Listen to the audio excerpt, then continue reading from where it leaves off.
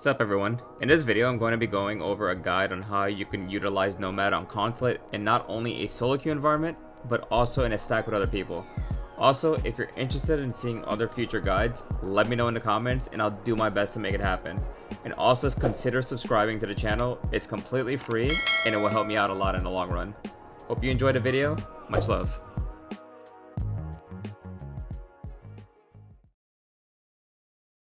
For the loadout on what to take, if they're going basement, I bring breach charges, but if they're going upstairs, I tend to bring stun grenades so I could like burn out gadgets like ADSs and my disc. But if you don't know where they're going, I personally would just bring breach charges on the first round. Like for example, if you're going on attack to start, I just bring the breach charges just to be safe, because at least you'll be sure that you'll be able to get the floors open up with the breach charges.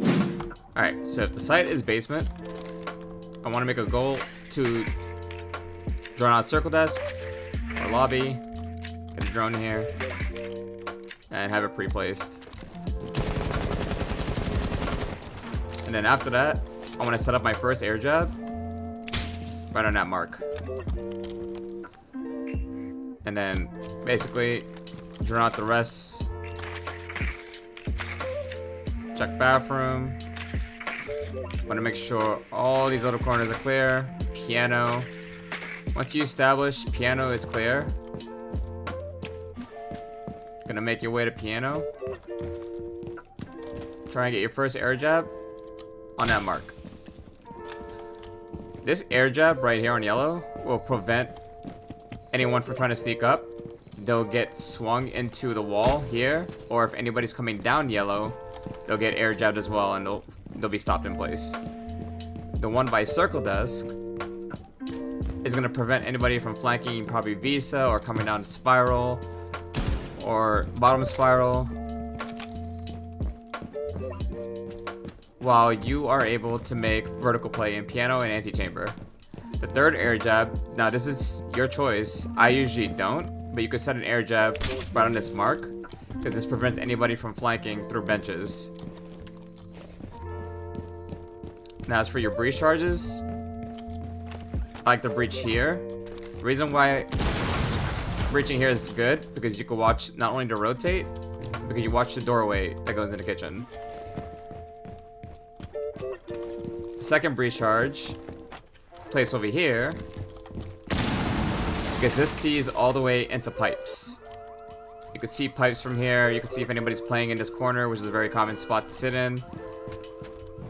And then the other breach charge is most likely going to be here, which is probably your first breach charge, because this will help your hard breachers to get anything off the wall. So like bandit charges, meat jammers, Kai charges, and you could pretty much kill anybody or prevent anybody from tricking.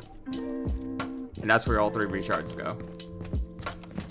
And then with that, if you have your group or your team with you, they could establish vertical play, start making holes. You could just pretty much just watch any movement coming in and out of kitchen. Maybe you have someone that could breach this part for you. This is watching behind white van. And then at this point, you should be safe to make a play off of it. With these air jabs in place, people will most likely try to flank. The air jabs will go off. You'll be able to get free kills off of it, especially if you're near any of those three air jab placements. Now, if you do decide to keep the third air jab, instead of putting it towards the spot here, you could use it for post plant. Like maybe if your guys are gonna go for a plant right in front of a white van, you could like put an air jab on the diffuser just to buy time. But yeah, this will be very easy to take if these hatches are also closed. Right over here. So if these hatches are closed, this makes vertical play and playing this much easier, because you could ignore the rest of the map without having to like go chase down roamers. You could let the roamers come to you and they could get air jabbed and you could get free kills off of it while you're trying to establish site control. Now, if the site is upstairs, first air jab I want to deploy is on the balcony. That one will prevent the jump outs. Usually there's people that play Valkyrie on Consulate, they like to run out or jump out of the balcony. Or you could just simply ban Valkyrie, but people are still inclined to jump out of that balcony to kill anybody on window repels. The second air jab, I like to place on yellow, but like right at this point.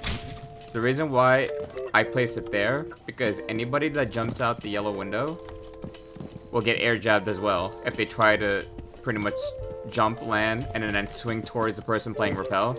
They'll get completely air jabbed and swung out, and they probably are in that motion where they're running and they won't even react to there being an air jab there, and that will just give you a free kill.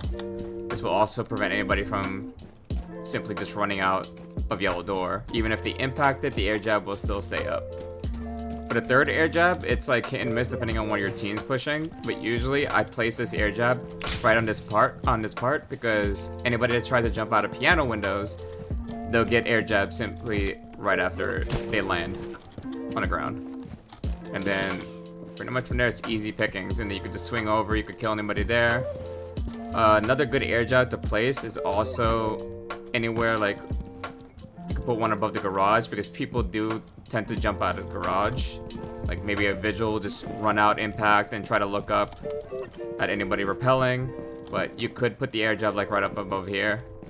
That should work too, and it will prevent them from pretty much making a play off that. But if you want to catch them off right as they get here, probably could just air jab like the car or something. I don't know, not like there's times where people won't look at the car as they're more focused on the person like up here. So the moment they hit this spot, they're gonna get air jab back to this point. But that's up to you. It's purely preference. But two air jabs mainly is the one on the balcony and the one on the yellow. And then you pretty much could safely play the window repels and try to take sight.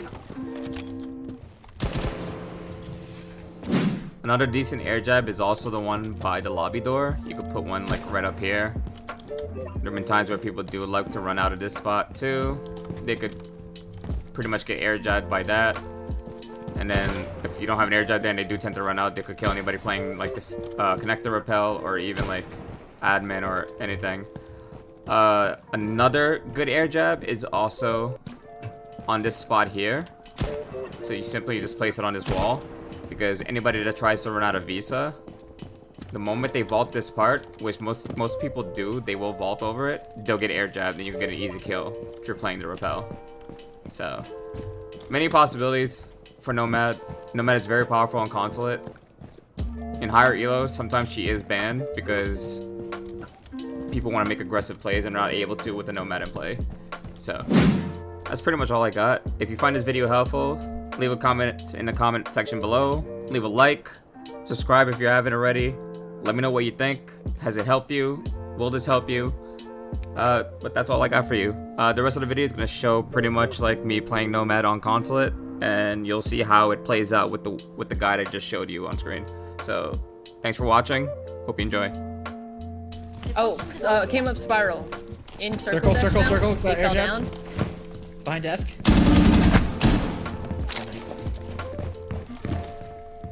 Alright, 3, 2, 1. How much let us fuck?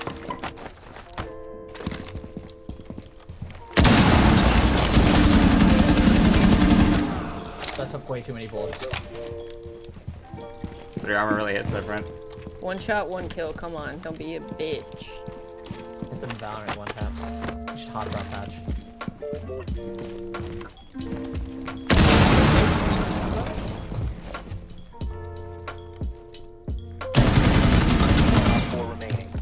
Nice. Last one came up yellow.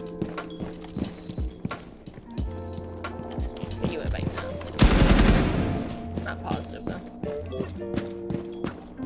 The diffuser is now secure.